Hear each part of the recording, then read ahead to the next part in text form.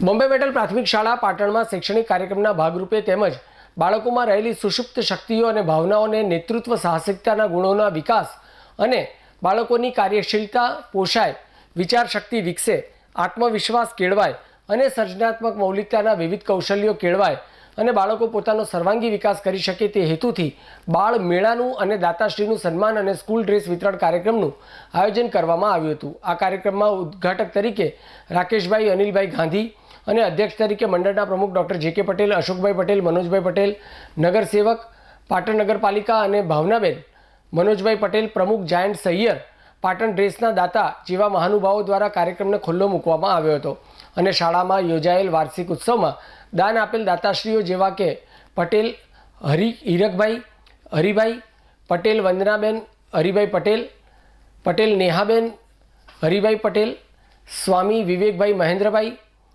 તમામ ભૂતપૂર્વ વિદ્યાર્થીઓ અને મુકેશભાઈ પટેલ, કમલેશભાઈ મોદી અને અનિલભાઈ ભોગીલાલ ગાંધી અને તેમના પત્ની મેઘાબેન, આ તમામ દાતાશ્રીઓનું આભારપત્ર અને શાલ આપી સન્માન કરવામાં આવ્યું હતું।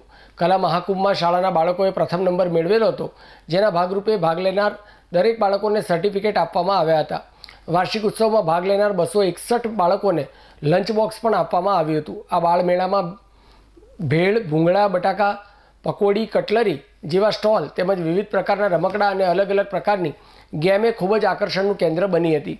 આ પ્રસંગે શાળાના વિકાસ માટે મહેમાનો તરફથી ડોનેશન પણ આપવામાં આવ્યું હતું, જેવા કે ઉદ્ઘાટક અનિલભાઈ તરફથી શાળાના બાળકોને 11,000 રૂપિયા દાન મળ્યું હતું।